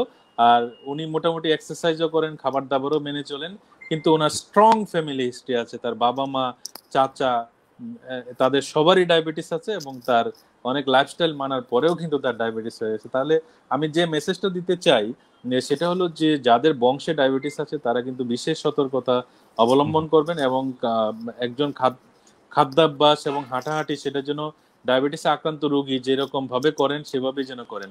একটা জিনিস আমি একটু মেসেজ দিতে চাই এদেশের মানুষকে, আমাদের যে এই রেশিয়াল ব্যাকগ্রাউন্ড, অর্থাৎ এই সাউথ এশিয়ান কান্ট্রিগুলো বা এশিয়ান কান্ট্রিগুলোতে যেহেতু এমনিতেই ডায়াবেটিস বেশি হয়, সেক্ষেত্রে আমরা সবাই কিন্তু এই সচেতন ভাবে চলবো যে আমার যে কোনো সময় ডায়াবেটিস হতে পারে। তো এই তাহলে যে একজন ডায়াবেটিসে আক্রান্ত হলেই শুধু সে সুশৃঙ্খল জীবনযাপন করবে, কিন্তু আমরা উচ্ছৃঙ্খল জীবনযাপন করব, যেভাবে ইচ্ছা সেভাবে চলবো, তা কিন্তু নয়। ডায়াবেটিসে আক্রান্ত হওয়ার পরে আমি খাদ্যাভ্যাসে পরিবর্তন আনবো, তার আগে আনবো না, তা কিন্তু নয়। ডায়াবেটিসে আক্রান্ত হওয়ার পরে আমি হাঁটাহাঁটি করব, ব্যায়াম করব, তার আগে করবো না, তা কিন্তু নয়। আমরা এমনিতেই একটা ডায়াবেটিক প্রোন জাতি, আমাদের যে কোনো সময় কিন্তু যে কারো ডায়াবেটিস হতে পারে। সেজন্য আমরা কিন্তু সবসময় একটু চেষ্টা করব যে আমাদের খাদ্যাভ্যাস এবং ফিজিক্যাল অ্যাক্টিভিটিটা যেন আমরা কন্টিনিউ অব্যাহত রাখি এবং স্বাস্থ্যবিধিগুলো মেনে চলার চেষ্টা করি। আমি একটু রিলেট করতে চাই এই জায়গাটাতে। আপনি দেখেন যে এই করোনায় যে কারা মারা যাচ্ছে সবচেয়ে বেশি, যে আমি যদি বলি যে বয়স যাদের বেশি আর হলো যাদের কোমরবিডিটি আছে, তাই না? তো বয়সের উপরে তো আমাদের কোনো হাত নাই, বয়স বাড়তেই থাকবে, এখানে বয়সকে কিন্তু আমরা রিডাকশন করতে পারবো না। কিন্তু কোমরবিডিটি যেগুলো আছে সেগুলা, অধিকাংশ কোমরবিডিটি আপনি দেখেন প্রিভেন্টেবল, মানে প্রতিরোধযোগ্য। আপনি ধরেন ডায়াবেটিস আমরা যদি সচেতন একটা জাতি তৈরি করতে পারি, আমাদের ডায়াবেটিস কিন্তু কমে যাবে। আর ডায়াবেটিস এমন একটা ডিজিজ, আপনি দেখেন যে একটা ডিজিজ থেকে আরো মাল্টিপল কিন্তু ডিজিজ তৈরি হয়। যেমন ডায়াবেটিস থেকে প্রেসার বাড়ে, উচ্চ রক্তচাপ হতে পারে, ডায়াবেটিস থেকে কোলেস্টেরলের সমস্যা হতে পারে, ডায়াবেটিস থেকে কিডনির সমস্যা হতে পারে, ডায়াবেটিস থেকে স্ট্রোক হতে পারে, ঠিক আছে? ডায়াবেটিস থেকে ক্যান্সারের ঝুঁকি বেড়ে যায় 2.5 গুণ বেশি। তাহলে এই যে নন কমিউনিকেবল ডিজিজ যেগুলো আছে, অসংক্রামক ব্যাধি, একটা নন কমিউনিকেবল ডিজিজকে যদি আমি প্রিভেন্ট করতে পারি, তাহলে দেখা যায় যে হয়তো অনেকগুলো নন কমিউনিকেবল ডিজিজকে কিন্তু আমি প্রিভেনশন করতে পারবো এবং প্রতিরোধ করতে পারবো। তাহলে ডায়াবেটিসকে আমরা যদি ফোকাস করি এখন, তাহলে দেখা যাবে যে আমাদের যে ন্যাশনাল হেলথ কস্ট অনেক কমে যাবে। কারণটা হলো যে এই ডায়াবেটিস থেকেই যেহেতু অনেকগুলো ডিজিজ তৈরি হচ্ছে, তাহলে মূল ডিজিজ যেটা প্যারেন্ট ডিজিজ, সেটাকে যদি আমরা টার্গেট করে আগাতে থাকি, তাহলে আমার মনে হয় যে এই দেশের মানুষকে আমরা অনেকটাই সেভ করতে পারবো নানাবিধ জটিল রোগ থেকে। স্যার, আমরা আপনার কাছে আরো অনেকগুলো কোয়েশ্চেন আছে, কারণ আমার কাছে খুবই ইন্টারেস্টিং মনে হচ্ছে, বিশেষ করে এই হরমোন রিলেটেড যে ডিজিজগুলো এবং আমরা লাস্টে যেটা আলোচনা করছিলাম ডায়াবেটিস নিয়ে। আমার কাছে আরো অনেকগুলো কোয়েশ্চেন আছে ডায়াবেটিসের সাথে, এই যে করোনার যে সময়ে ডায়াবেটিক পেশেন্টদের তাদের যে লাইফস্টাইল কন্ট্রোল করার ব্যাপারটা, এটা নিয়ে একজন দর্শক কোয়েশ্চেন করেছেন নাজমুল হাসান নামে।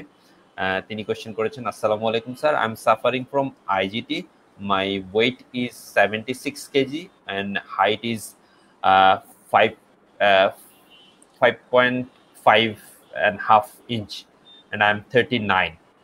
My HbA1c is 6.5%, FBC is 6.3 and ABF is 7.4. And someone advised me to take tablet metformin 500 milligram. তিনি আপনার ওপিনিয়ন চেয়েছেন। ওকে, আমি এই মুহূর্তে আপনাকে আপনার বিএমআইটা আমি হয়তো মেজার করতে পারছি না, তবে আপনার যেহেতু প্রি ডায়াবেটিস আছে এবং ওজনটা বেশি আমি দেখতে পাচ্ছি, 75 কেজি আপনার জন্য অনেক বেশি। আমার মনে হয় যে আপনি যদি এই সময় মেটফরমিন কন্টিনিউ করেন একেবারে খারাপ হবে না, কারণ মেটফরমিন অনেক সময় আমরা দেখা যায় যে প্রি ডায়াবেটিস পেশেন্ট যাদের ওজন বেশি, যাদের ওবেসিটি আছে, এবং দেখা যায় যে তাদেরকে যদি আমরা মেটফরমিন দেই আমরা, সে কিন্তু আবার নর্মালি রিভার্ট হতে পারে। সে হয়তো প্রি ডায়াবেটিস থেকে সম্পূর্ণ একজন ভালো মানুষ বা নন ডায়াবেটিক হয়ে যেতে পারেন, কিন্তু ডায়াবেটিস একবার হলে সারা জীবন কিন্তু তিনি মানে he or she will be treated as a diabetic patient. হয়তো তার সুগার কন্ট্রোল থাকতে পারে, কিন্তু তাকে আমরা কিন্তু ডায়াবেটিক পেশেন্টই বলবো। কিন্তু যাদের প্রি ডায়াবেটিস আছে তাদের ক্ষেত্রে তারা যদি লাইফস্টাইলের মাধ্যমে, হাঁটাহাঁটি, খাদ্যাভ্যাসের মাধ্যমে অথবা মেটফরমিনের মাধ্যমে তিনি কিন্তু আবার নর্মাল দেখা একদম সাধারণ স্বাভাবিক মানুষ যে তা কিন্তু হতে পারে না আর কি। তাহলে আমি বলবো যে উনি মেটফরমিনটা কন্টিনিউ করলে খারাপ হবে না, তিনি চালিয়ে যেতে পারেন। ওকে স্যার, আমরা আরেকটা কোশ্চেন পেয়েছি আমাদের ওয়াচ পার্টিতে, যেটা ফেসবুকে চলছে। ডক্টর জান্নাতুন নাইমা লুমন কোশ্চেন করেছেন, স্যার জিডিএম থাকলে কি নেক ডার্ক হয়ে যায়? ফাস্টিং 4 অর 5 থাকছে কিন্তু খাবার পরই অনেক বেড়ে যায়। হ্যাঁ, ওনার প্রথম কথা হলো যে জিডিএম আছে। জিডিএম তার গর্ভকালীন ডায়াবেটিস। তো গর্ভকালীন ডায়াবেটিস থাকলে প্রথমে আমরা লাইফস্টাইল দিয়ে চেষ্টা করি যে তার কন্ট্রোলে রাখা সম্ভব হয় কিনা। যদি কন্ট্রোলে রাখা সম্ভব না হয় তাহলে কিন্তু আমরা ইনসুলিন দিয়ে ট্রিটমেন্ট করি। আর উনি যে কোশ্চেনটি করেছেন যে ঘাড় কালো হতে পারে কিনা, হ্যাঁ, কারো গর্ভকালীন ডায়াবেটিস থাকলে ঘাড় কালো হতে পারে, কারণ গর্ভাবস্থায় কিন্তু ইনসুলিন রেজিস্ট্যান্স বা ইনসুলিন অকার্যকর হয়। এটা একটা সমস্যা, বিশেষ করে যাদের ওজন বেশি তাদের কিন্তু এটা হতে পারে। এছাড়াও গর্ভাবস্থায় বেশ কিছু হরমোন তৈরি হয় প্লাসেন্টা থেকে, সেই হরমোনগুলোর জন্য কিন্তু ইনসুলিন রেজিস্ট্যান্স হয়। সেক্ষেত্রে তার কিন্তু ঘাড় কালো হতে পারে আর কি। তা আমি যেটা বলবো যে ওনার যে সুগার যেটা বলেছেন যে ফাস্টিংটা মোটামুটি কাছাকাছি আছে, ফাস্টিং তার 5-এর কাছাকাছি রাখতে হবে, কিন্তু খাওয়ার পরে কত থাকে সেটা কিন্তু তিনি উল্লেখ করেন নাই। খাওয়ার পরে তার 7-এর নিচে, আমরা বলি 6.7 এর নিচে থাকলে ভালো হয়। তিনি বলেছেন খাবার পরপরই বেড়ে যাচ্ছে অনেক। বেড়ে যায়, কিন্তু কত হয় সেটা কিন্তু উল্লেখ করেননি। তাহলে জিডিএম যদি থাকে তাহলে খাওয়ার আগে 5-এর কাছাকাছি এবং খাওয়ার পরে 7-এর নিচে, সবচেয়ে ভালো 6.7 এর নিচে যদি রাখতে পারেন সেটা ভালো হয় আর কি। তাহলে বাচ্চা এবং মা দুজনই সেফ থাকেন আর কি। তো আমার মনে হয় যে তিনি এই মুহূর্তে আমরা বলি যে গর্ভকালীন ডায়াবেটিস কে বলি ডায়াবেটিস ইন স্পেশাল সিচুয়েশন। তো ডায়াবেটিস ইন স্পেশাল সিচুয়েশন থাকলে আমার মনে হয় যে একজন এন্ডোক্রাইনোলজিস্টের পরামর্শে যদি থাকেন তাহলে তার জন্য ভালো হবে আমি মনে করছি আর কি। তাহলে গাইনি এবং প্রসূতি বিশেষজ্ঞের পাশাপাশি আমার মনে হয় যে তিনি একজন এন্ডোক্রাইনোলজিস্টের পরামর্শ নিলে তিনি ভালো থাকবেন। স্যার আর একটা কোয়েশ্চেন আমি নিয়ে নিচ্ছি এখানে। সৈয়দ মাসুদুল কোয়েশ্চেন করেছেন, তিনি ফার্স্টে আরেকটা কমেন্টস করেছেন, তিনি নিউ ইয়র্ক থেকে দেখছেন। স্যার আমার স্ত্রীর দীর্ঘ 23 বছর থেকে ডায়াবেটিস, তিনি প্রতিদিন 3 বার ইনসুলিন নেন। এখন আমারও ডায়াবেটিস দেখা দিয়েছে। আমাকে মেটফরমিন 500 মিলিগ্রাম 2 বার ডাক্তার দিয়েছেন। এখন কথা হলো আমাদের বাচ্চাদের আগাম কি সতর্কতা অবলম্বন করা যায় জানলে খুশি এবং উপকৃত হব। আমি এই ধরনের একটা কোয়েশ্চেন স্যার আপনাকে করতে চাচ্ছিলাম যে কি কি করলে আসলে আগে থেকেই সতর্ক হওয়া যায়। থ্যাংক ইউ মিস্টার মাসুদুল, আপনি কোয়েশ্চেন করেছেন। ওকে, তিনি যেহেতু নিউ ইয়র্কে থাকেন তাহলে নিশ্চয়ই অনেক সচেতন আমরা ধরেই নিব আর কি। তিনি কোশ্চেনটাও করেছেন বেশ সচেতন ভাবে। হ্যাঁ, আপনার বাচ্চাদের ডায়াবেটিসে আক্রান্ত হওয়ার ঝুঁকি আছে, যেহেতু আপনাদের দুজনেরই ডায়াবেটিস আছে। আর জেনেটিক ফ্যাক্টরটা খুবই স্ট্রং একটা ফ্যাক্টর, যেটা ট্রান্সমিটেড হয়, এবং বাচ্চাদের ডায়াবেটিস হওয়ার জন্য জেনেটিক ফ্যাক্টরটা খুবই স্ট্রং ফ্যাক্টর একটা। তাহলে আমি যেটা বলবো যে ওনার লাইফস্টাইল যেটা, যেমন খাদ্যাভ্যাস, fast food, chocolate, ice cream, fast food culture যেটা, সেটা আসলে টোটালি অ্যাভয়েড করবে। খাদ্যাভ্যাসের মধ্যে ন্যাচারাল ফুডগুলো খাওয়ার চেষ্টা করবেন, এবং ভাত, আলু এগুলো একটু কম খাবেন। মিষ্টি জাতীয় খাবারগুলো পরিহার করবেন, এবং তিনি সবজি বেশি খাবেন। হ্যাঁ, সবজি, ফলমূল এগুলো খেতে পারবেন, যেহেতু বাচ্চার ক্ষেত্রে উনি বলছেন। সেগুলো মোটামুটি পরিমাণ মতো বা ইচ্ছে মতো খাওয়া যেতে পারে। বিশেষ করে মাটির উপরে সবজি ইচ্ছে মতো খাওয়া যায়। যে সমস্ত ফল কামড়ে খাওয়া যায় সেগুলো তিনি ইচ্ছে মতো পেট ভরে খেতে পারবেন। তবে রসালো ফলগুলো একটু পরিমাণ মতো খাওয়াই ভালো হবে। আর খাবার দাবারের ক্ষেত্রে আমি যেটা বলবো যে খাবার দাবারটা একটু ভাগ ভাগ করে খেতে হয়। 3 বেলা খাবারটা 6 বেলা ভাগ করে খাবেন, এবং যথেষ্ট পরিমাণ সবজি রাখার চেষ্টা করবেন খাবার দাবারের মধ্যে। এবং একটা প্লেটকে কিভাবে সাজাবেন আমি বলে দিচ্ছি। একটি প্লেটের মধ্যে অর্ধেক থাকবে সবজি, এবং বাকি অর্ধেকটা প্লেটকে 2 ভাগ করবেন। 2 ভাগ করে 1 ভাগে থাকবে শর্করা জাতীয় খাবার, আর বাকি 1 ভাগ যেটা থাকবে সেখানে থাকবে আমিষ জাতীয় খাবার, মাছ, মাংস, দুধ, ডিম, ডাল, এগুলো হলো আমিষ জাতীয় খাবার।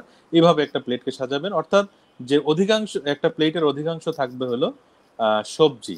হ্যাঁ, এই জিনিসটা আমাদের খেয়াল রাখতে হবে। আর তারপর হলো ফিজিক্যাল অ্যাক্টিভিটি, যেটা প্রতিদিন আপনার বাচ্চাকে হাঁটাহাঁটি করাতে হবে, এবং বাচ্চা নিজের কাজ নিজে করবে। যে আমরা অনেকেই কি করি যে সারাদিন আধা ঘন্টা হাঁটবো বলে আমরা সারাদিন বসে শুয়ে থাকি।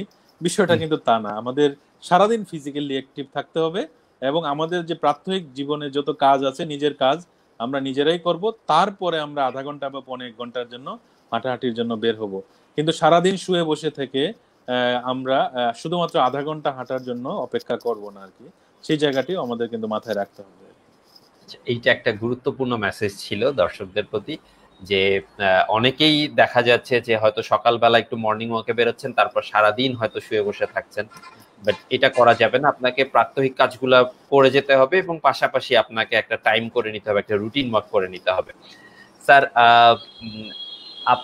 আপনি যে কথাগুলো বলছিলেন সেখান থেকে দুটো জায়গা আমি একটু পিক করেছি। আপনি বলছিলেন যে মাটির উপরের সবজি, এবং আরেকটা কথা বললেন যে 3 বারের খাবারকে 6 বার করে ফেলা। এই দুইটাকে একটু ব্যাখ্যা করবেন। আচ্ছা আচ্ছা, তো মাটির উপরে এবং মাটির নিচের সবজিগুলো নিয়ে একটু বলি। যে মাটির যে উপরের যে সবজি, এগুলোকে আমরা বলি নন স্টার্চ পলিস্যাকারাইড। হ্যাঁ, তো এগুলোতে স্টার্চের পরিমাণ বা শর্করার পরিমাণ কম থাকে। হ্যাঁ, তো এই শর্করার পরিমাণ কম থাকার জন্য তার কিন্তু সুগার কন্টেন্ট কম থাকে, এবং তার কিন্তু ভবিষ্যতে ডায়াবেটিসে আক্রান্ত হওয়ার ঝুঁকিটা বেড়ে যায়। আর মাটির নিচে যে সবজিগুলো আছে সেগুলোতে স্টার্চের কন্টেন্ট বেশি থাকে। স্টার্চের কন্টেন্ট বেশি থাকার জন্য কিন্তু তার মানে সুগার বেড়ে যাওয়ার প্রবণতা বা ওজন বেড়ে যাওয়ার একটা প্রবণতা থাকে। কিন্তু একটি জিনিস মাথায় রাখতে হবে, যে এই যে আমরা অনেক সময় বা বিভিন্ন সোশ্যাল মিডিয়াতেও শুনেছেন বা বইপত্রেও লেখা আছে, অনেকে আছে যে মাটির নিচের সবজি খাওয়া দাওয়া একদম বন্ধ করে দেয়।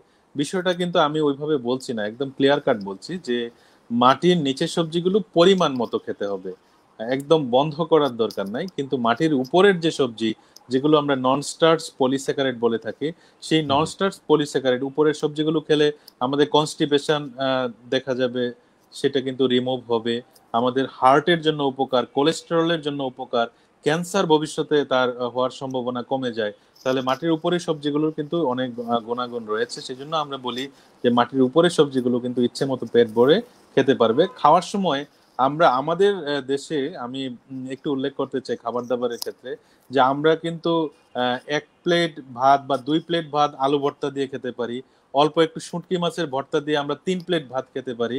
এবং সকাল দুপুর রাতে যে জাতি এত বেশি শর্করা গ্রহণ করে, সেই জাতির মানুষের যে ডায়াবেটিস হবে না তা কিন্তু নয়, তার হওয়াটাই স্বাভাবিক। তাহলে আমরা খাবার দাবারে কিন্তু আমাদের প্যাটার্নের মধ্যে অনেক পরিবর্তন নিয়ে আসতে হবে। আমার একটা প্রেজেন্টেশন রেডি করার জন্য আমি ইন্টারনেটে ঘেঁটে দেখলাম যে আমরা এরকম কোনো মডেল পাই কিনা যে যে 1 প্লেট ভাত এর মধ্যে অল্প একটু সবজি। এটা এবার নেটে আমি সার্চ দিলাম, দেখলাম যে পৃথিবীর কোনো দেশ থেকে এরকম কোনো খাবারের কোনো প্লেট আসতেছে না। ঠিক আছে, যে অনেক বেশি ভাতের সাথে অল্প একটু সবজি, এরকম কোনো প্লেট নাই। তারপরে আমি নিজে এডিট করে অল্প একটু সবজি একটা প্লেটের কোনায় রাখলাম, আর পুরো প্লেটটা জুড়ে ভাত নিজে থেকে এডিট করে বানালাম। এর কারণ হলো পৃথিবীর কোনো দেশেই আসলে এত বেশি শর্করা, এত বেশি ভাত কেউ খায় না আসলে। হ্যাঁ, ভাতটা অল্প খেয়ে সবজিটা বেশি খায়। সেই জন্য আসলে ওই মডেলটা ইন্টারনেটে অ্যাভেলেবল না আর কি। তো তো আমি যেটা বলতে চাই যে আমাদের খাবার দাবারের প্যাটার্ন গুলোর মধ্যে এরকম পরিবর্তন আনা দরকার। আর যে 3 বেলার খাবারটা 6 বেলা যেটা বলেছেন, আসলে কি যে আমরা যখন একসাথে অনেক বেশি খাবো, হ্যাঁ, বিশেষ করে শর্করা জাতীয় খাবার যখন বেশি খাবো, তখন এই শর্করাটাকে নিউট্রালাইজ করার জন্য অনেক বেশি ইনসুলিন তৈরি হবে। এবং এই ইনসুলিন কিন্তু একটা অ্যানাবলিক হরমোন। ঠিক আছে, এটা শরীরের চর্বির পরিমাণ বাড়িয়ে দেয়, প্রোটিনের পরিমাণ বাড়িয়ে দেয়, শরীরের ওজন বাড়িয়ে দেয়। ঠিক আছে, ওজন যখন বেড়ে যায় তখন কিন্তু তার ডায়াবেটিসটা আনকন্ট্রোল হয়ে যেতে থাকে। কিন্তু খাবারটাকে যখন আমি ভাগ ভাগ করে খাবো তখন কিন্তু আহ, ভাগ ভাগ করে খাওয়ার জন্য তার কিন্তু সুগারটা অত বেশি বাড়বে না, এবং তার শরীরের যে নিজস্ব ইনসুলিন আছে সেই নিজস্ব ইনসুলিন দিয়ে কিন্তু তার দেখা যাবে যে এই পরিমাণ সুগার যেটাকে কিন্তু নিউট্রালাইজ করে যাওয়ার সম্ভাবনা রয়েছে। হ্যাঁ, তাহলে দেখা যায় যে আমরা খাবারটা ভাগ ভাগ করে খেলে কিন্তু তার সুগারটা খুব বেশি বাড়বেও না, আর তার নিজস্ব যে ইনসুলিন অথবা অল্প একটু ইনসুলিন আমরা বাইরে থেকে যেটা দিচ্ছি সেটা দিয়েই কিন্তু তার সুগারটা নিয়ন্ত্রণে থেকে যাবে। কিন্তু একসাথে যদি তিনি বেশি খান সেক্ষেত্রে কিন্তু তার অনেক বেশি ইনসুলিনের দরকার হবে তার সুগারকে নিউট্রালাইজ করার জন্য। সেই জন্য বারে বারে খাবো, এবং আমরা ভাতের পরিমাণ কমাবো, আলুর পরিমাণ কমাবো, নুডলসের পরিমাণ কমাবো। যে সমস্ত খাবারে মানে সুগার বাড়ে সেগুলোর চার্ট আছে ইন্টারনেটে, এখন সার্চ দিলে অনেক চার্ট এরকম চলে আসবে কোন কোন খাবারে সুগার বাড়ে, সেগুলো আমরা একটু দেখে আমরা সেগুলো ফলো করব। যে যে সমস্ত খাবারে যে শর্করার পরিমাণ কম থাকে সেগুলো আমরা বেশি বেশি খাওয়ার চেষ্টা করব। তবে একটা জিনিস আমি একটু উল্লেখ করতে চাই, সেটা হলো যে আমাদের দেশে 90% পেশেন্ট কিন্তু নেগেটিভলি কাউন্সেলড হয়ে গেছেন যে ডায়াবেটিস আছে মানে কিছু খাওয়া যাবে না। আমি প্রতিদিন অন্তত 2 4 5 10 জন পেশেন্ট পাই যে যারা ডায়াবেটিসে আক্রান্ত হওয়ার পরে খাওয়া দাওয়া বন্ধ করে দিয়েছেন এবং তারা মারাত্মকভাবে দুর্বল, শরীর দুর্বল হয়ে গেছে। এক হলো কোভিড সিচুয়েশনে তার নিউট্রিশন দরকার, তার যে প্রপার নিউট্রিশন বা ব্যালেন্স ডায়েট দরকার, উনি আবার নিজে থেকে আবার খাদ্যাভ্যাসে কিন্তু আমূল পরিবর্তন নিয়ে এসেছেন এবং কিছুই খাচ্ছেন না। তাহলে তার নিউট্রিশন কোত্থেকে আসবে, তার ইমিউনিটি কোত্থেকে আসবে, এবং তিনি কোথায় সেই শক্তি পাবেন? তাহলে আমি যেটা বলতে চাই, ডায়াবেটিস আক্রান্ত রোগীর কম খাওয়ার কোনো নিয়ম নেই। ডায়াবেটিস কোনো রোগী কোনো কম খেতে পারবে না, ঠিক আছে? তাহলে বেশিও খেতে পারবে না, পরিমাণ মতো খেতে হবে। পরিমাণ মতো মানে কম নয়, পরিমাণ মতো মানে কমও নয় বেশিও নয়। যার জন্য যতটুকু দরকার সে ততটুকুই খাবে। সাপোজ একটা ডায়াবেটিসে আক্রান্ত একজন মানুষ হয়তো 30 ইউনিট ইনসুলিন সকালে নিচ্ছেন, তাকে আমরা বললাম যে আপনি সকালে 4টা রুটি খাবেন, তিনি হয়তো একটা রুটি খেয়েছেন, 3টা রুটি উনি খানই নেই। সেক্ষেত্রে কিন্তু তার সুগার লেভেল ফল করতে পারে, তার সুগার নীল হয়ে যেতে পারে, হাইপোগ্লাইসেমিয়া নিয়ে কিন্তু তিনি মারাত্মক জটিলতায় পড়ে যেতে পারেন। ঠিক আছে, তাহলে আমাদের পরিমিতি বোধটা ঠিক রাখতে হবে, এবং না খাওয়ার যে প্রতিযোগিতা এই দেশে শুরু হয়ে গেছে সেই প্রতিযোগিতাকে আমি স্ট্রিক্টলি প্রহিবিট করি, এবং আপনারা পরিমিত পরিমাণ খাবেন। আমি একটু উদাহরণ দিতে চাই যে আপনি হয়তো ঢাকা থেকে ময়মনসিংহ যাবেন, হ্যাঁ, আপনি একটা গাড়ি নিয়ে যাচ্ছেন, আপনার গাড়িতে হয়তো 30 লিটার তেল লাগার কথা। আপনি যদি বলেন যে না 10 লিটার দিয়ে আজকে ময়মনসিংহ যাবো, আপনি কি সেটা পারবেন? কোনোভাবেই সেটা সম্ভব নয়। তাহলে আমরা যে খাবারগুলো খাই এগুলো আমাদের শরীরের জন্য ফুয়েল, বডিতে ফুয়েল হিসেবেই লেখা আছে এগুলো। Carbohydrate, protein, fat, vitamins, minerals, এই জিনিসগুলো আমাদের জন্য অত্যাবশ্যক কিন্তু এগুলো। হ্যাঁ, তাহলে এই জিনিসগুলো কিন্তু প্রপোর্শনেটলি আমরা যাতে খাই সেটা কিন্তু আমাদের মাথায় রাখতে হবে। এই ফুয়েলের যদি ঘাটতি দেখা দেয় তাহলে আমাদের শরীরে কিন্তু নিউট্রিশনাল মানে ডেফিসিয়েন্সি দেখা দিবে, আমাদের শরীর খারাপ হয়ে যাবে, আমাদের রোগ প্রতিরোধ ক্ষমতা কমে যাবে, আমরা বিভিন্ন ধরনের জটিল রোগে কিন্তু আক্রান্ত হয়ে যেতে পারি। তাহলে এই জায়গাগুলোতে আমাদের একটু খেয়াল রাখার দরকার আছে।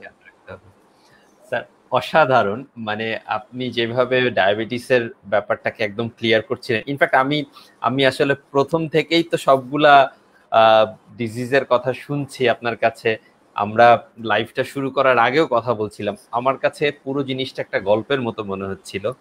মানে আমার কাছে এটা মনে হচ্ছে না যে আমি আসলে কোনো ডিজিজের কথা শুনছি বা কোনো জিনিস জোর করে আমাকে মনে রাখতে হবে সেরকমটা শুনছি। আমার কাছে মনে হচ্ছে it's like a story. Sir এইবারে আমি একটু জানতে চাইবো যে একটু শর্টে যদি আমাদেরকে বলেন যে যার ডায়াবেটিস হয়নি বাট তিনি ফিল করছেন যে তার হতে পারে ডায়াবেটিস, হ্যাঁ, বা তিনি হয়তো একটু সন্দেহের মধ্যে আছেন ডায়াবেটিস আছে কি না, সেক্ষেত্রে একজন ডায়াবেটিক পেশেন্টের ইনিশিয়াল লক্ষণগুলো কি হতে পারে? ওকে, আমাদের দেশে একটু আগে আমি বলেছি যে আমাদের দেশে কিন্তু টাইপ 2 ডায়াবেটিসে আক্রান্ত রোগীর সংখ্যা বেশি। তো টাইপ 2 ডায়াবেটিসে আক্রান্ত রোগীগুলোর কিন্তু তেমন কোনো লক্ষণ থাকে না, হ্যাঁ, এরা অ্যাসিমটোমেটিক থাকে। আমরা বলি যে দেখা যায় যে ওনার ডায়াবেটিস আছে তিনি জানেনই না, তার হয়তো একটা অপারেশন করা দরকার, উনি হাসপাতালে ভর্তি হয়েছেন, দেখা গেল তার ব্লাড সুগার 22 কিন্তু তিনি জানেনই না। ঠিক আছে, কিন্তু আমরা এখন আবার অপারেশনটা করতে পারছি না তার ব্লাড সুগার বেশির জন্য। হয়তো একটা মেয়ে সাদা স্রাবের সমস্যা, তিনি হয়তো গাইনি স্পেশালিস্টের কাছে গিয়েছেন, দেখা যায় যে উনি সুগার করে দেখলেন যে সুগার আছে 26, কিন্তু তার ডায়াবেটিসের কোনো লক্ষণ কিন্তু নাই। একজনের হয়তো নিউমোনিয়া দেখা দিয়েছে, রুটিন পরীক্ষার অংশ হিসেবে ব্লাড সুগার টেস্ট করা হলো, দেখা গেল যে তার ব্লাড সুগার কিন্তু 22 হয়ে আছে, কিন্তু তিনি কিন্তু জানতেন না যে তার ডায়াবেটিস আছে। তাহলে তাহলে টাইপ 2 ডায়াবেটিস যেহেতু কোনো লক্ষণ থাকে না, তাহলে এই টাইপ 2 ডায়াবেটিসের সেরকম কিন্তু পেশেন্ট যারা তারা কিন্তু বুঝতে পারে না এরকম। তবে যাদের খুব বেশি সুগার থাকে এবং যাদের টাইপ 1 ডায়াবেটিস থাকে তাদের ক্ষেত্রে কিন্তু এই ডায়াবেটিসের যে আদর্শ লক্ষণগুলো দেখা দিয়ে থাকে। আমি একটু কবিতা ছন্দ দিয়ে বলার চেষ্টা করি আমার নিজের লেখা কবিতাটা, যে লক্ষণগুলো কেমন হতে পারে। ঘন ঘন প্রস্রাব হবে, অতিরিক্ত ক্ষুধা পাবে, মাত্রাতিরিক্ত পিপাসা ধরে, দেহের ওজন কমতে পারে, সারা বেলা ক্লান্তিবোধ হবে, ঘাস শুকাতে দেরি হবে, বারবার গর্ভ নষ্ট হয়, চোখে দেখতে কষ্ট হয়, যৌন সক্ষমতা পায় হ্রাস, সংসারে অশান্তি 12 মাস। উপরোক্ত লক্ষণাদি যখন দেখতে পাবেন কাল বিলম্ব না করে ডাক্তারখানায় যাবেন। তাহলে এই লক্ষণগুলো যাদের মধ্যে আছে তারা ডাক্তারের সাথে দেখা করবেন। আপনার মানে স্যার আপনার এই গুণটার কথা আসলে জানা ছিল না, আপনি অসাধারণ কবিতা লেখেন। স্যার আমরা একটু প্রোগ্রামের শেষের দিকে কয়েকটা কোশ্চেন নিয়ে নেই। আমি বেশ কিছু কোশ্চেন পাচ্ছি এবং আমার মনে হয় যে আমি যেরকম আজকে আপনার এই কথাগুলোকে এনজয় করছি, আমার দর্শকরাও এনজয় করছেন আসলে। মোহাম্মদ রূপক খান লিখেছেন, my uncle having problem with diabetes nephropathy, had previously features of diabetic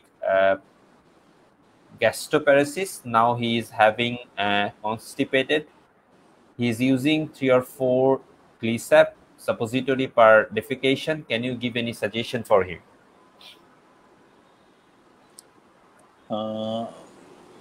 Constipated, he is using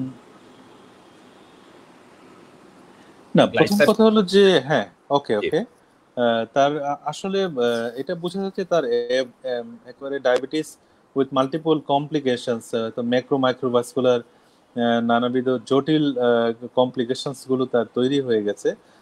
তাহলে ওনাকে আসলে একটু ডিটেইলস দেখে তারপরে ওনার চিকিৎসাটা নেওয়াটাই ভালো হবে। বিশেষ করে তার যে কনস্টিপেশন, সেই কনস্টিপেশনের জন্য আরো একটু ইভালুয়েশন করার দরকার আছে, যে সেটা কি ডায়াবেটিক গ্যাস্ট্রোপ্যারেসিস নাকি অন্য কোনো কারণে তার কনস্টিপেশনটা দেখা দিয়েছে। আমার মনে হয় যে তিনি আমাদের সাথেও যদি দেখা করেন তাহলে তার ডিটেলস ইভালুয়েশন করে আমরা তাকে সমাধানটা বের করে দিতে পারবো। এই মুহূর্তে আমি একটা ওষুধের নাম বলে দেওয়াটা সেটা ওয়াইজ হবে না, যে এটা থেকে তার সমাধান বের হয়ে যাবে, ঠিক আছে। তবে আমার মনে হয় যে ডমপেরিডন জাতীয় ওষুধগুলো একটু ডমপেরিডন জাতীয় ওষুধগুলো আপনি একটু কন্টিনিউ করতে পারেন, সাথে আপনি যে ওষুধটা খাচ্ছেন সেটাও কন্টিনিউ করতে পারেন। এছাড়া আরো কিছু প্রসিডিউর রয়েছে।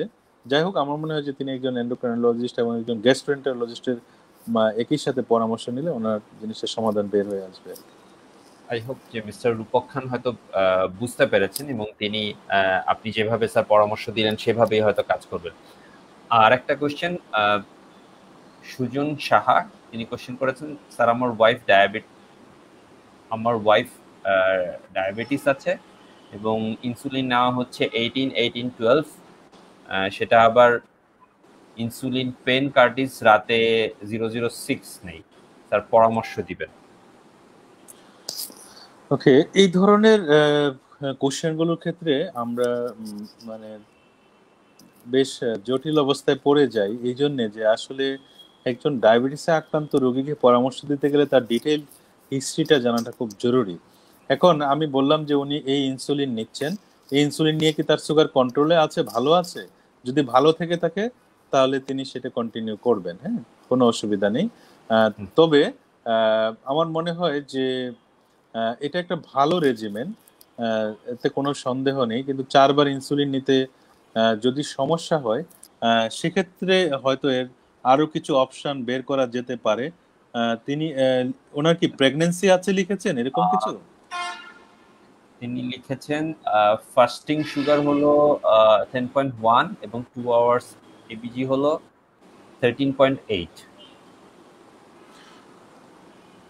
ফাস্টিং হ্যাঁ, দুইটাই বেশি আছে, তবে রাতের যে ইনসুলিন যেটা আছে 16 করে নিচ্ছেন যেটা, সেটা 4 বাড়িয়ে দেন, 20 করে দেন, তাহলে আপনার ফাস্টিংটাও চলে আসবে নিচে। আর ফাস্টিং যদি নিচে চলে আসে তাহলে খাওয়ার 2 ঘন্টা পরের যেটা, সেটা এমনিতেই নিচে চলে আসবে এবং টার্গেটে চলে আসবে। তাহলে তিনি রাতে যে বেজাল ইনসুলিন যেটা নিচ্ছেন সেটা 16-র জায়গায় 20 করে দিলে আমার মনে হয় তার সমস্যাটার সমাধান বের হয়ে আসবে। এবং উনি কি প্রেগনেন্ট কিনা দেখে মনে হচ্ছে যে রেজিমেন্টটা অনেকটা ওইরকমই।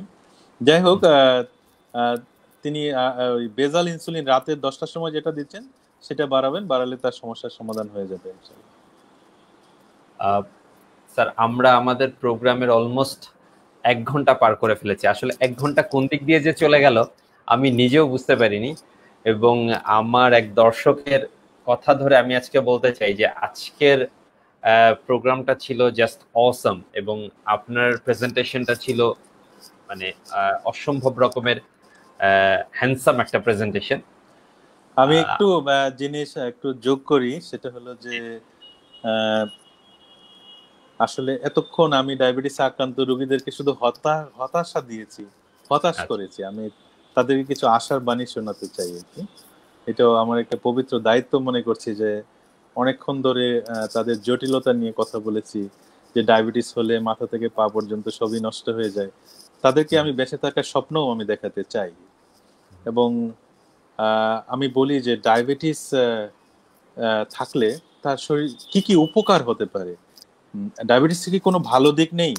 ডায়াবেটিস হলে তার জীবন, তার যে পার্থিব জীবন এবং পরকালে কোনো লাভ কি আছে? আমি সেই জিনিসটা একটু একটু বিশ্লেষণ করছি, 5 মিনিট সময় নিব। তো আমি বলি যে যার ডায়াবেটিস আছে তিনি তো সবসময় রুটিন ফলো আপে থাকেন, তাই না?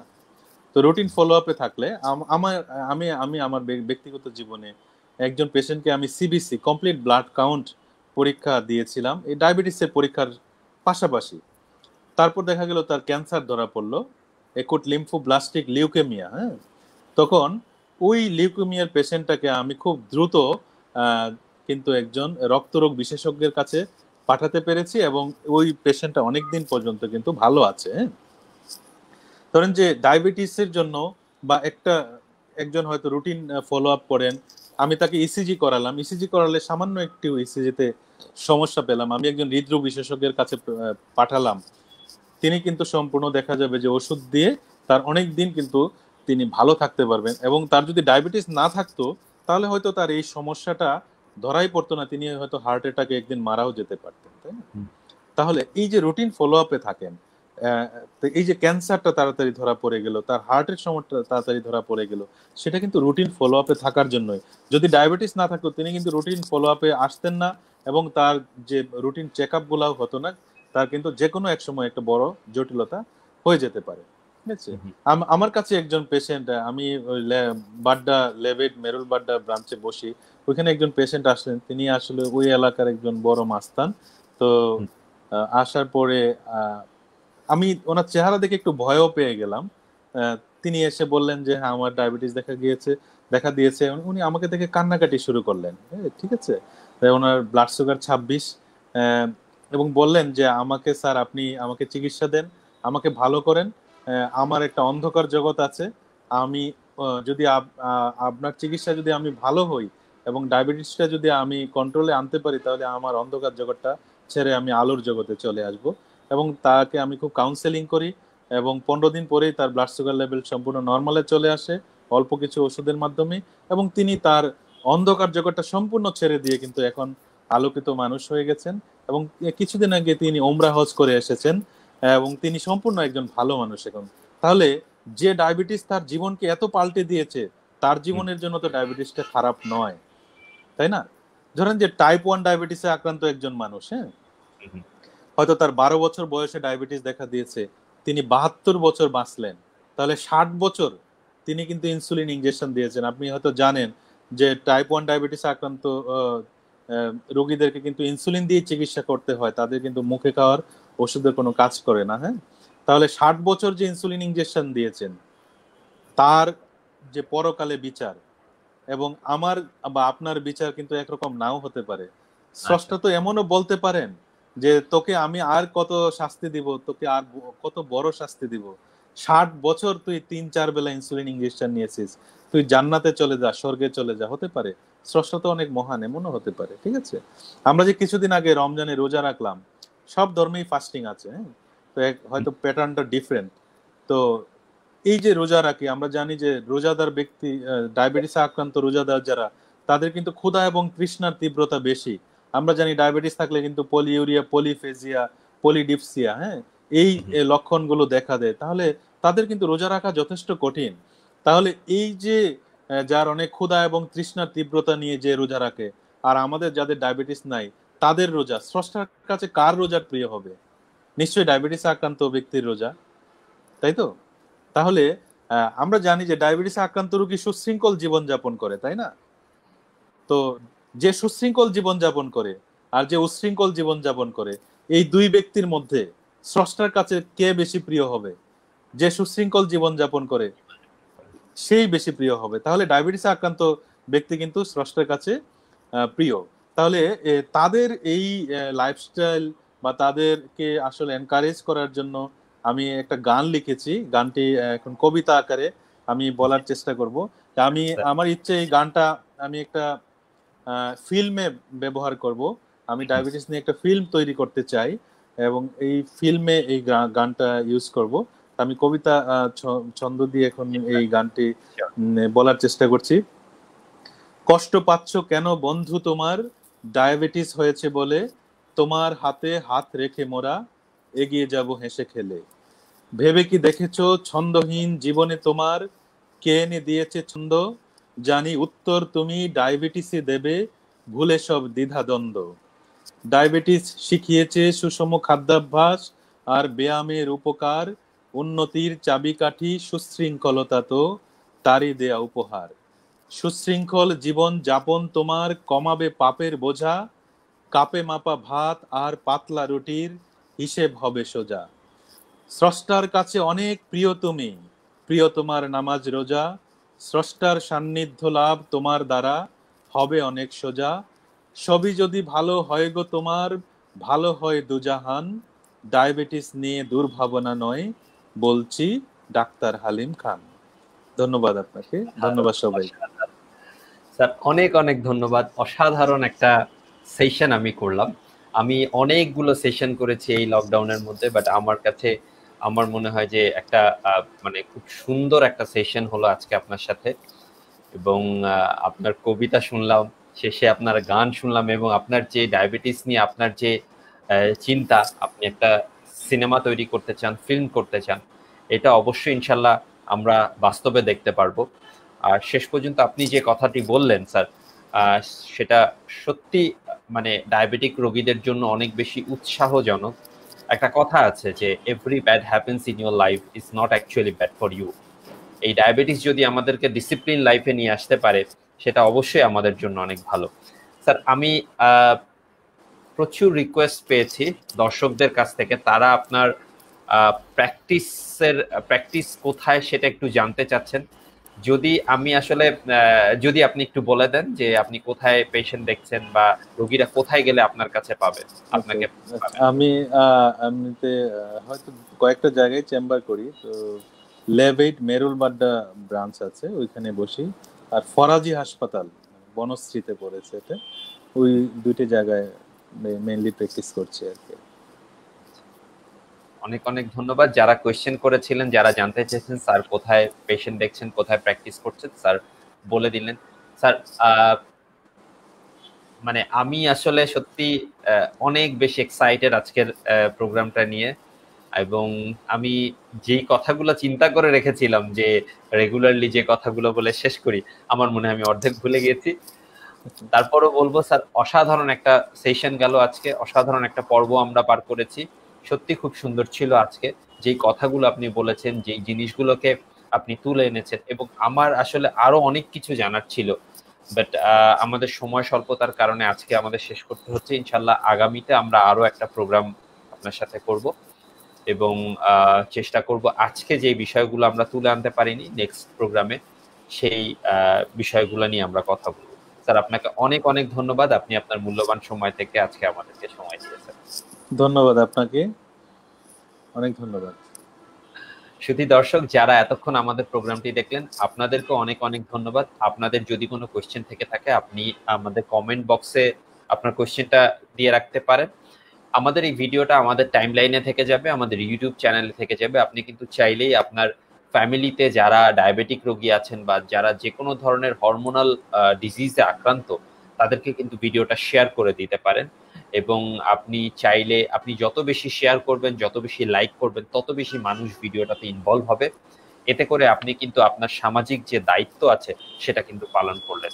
সবাই ভালো থাকবেন, সুস্থ থাকবেন এবং এই সময়টাতে সবাই সামাজিক দূরত্ব মেনটেন করে চলবেন।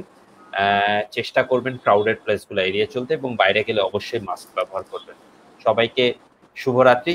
আল্লাহ হাফেজ।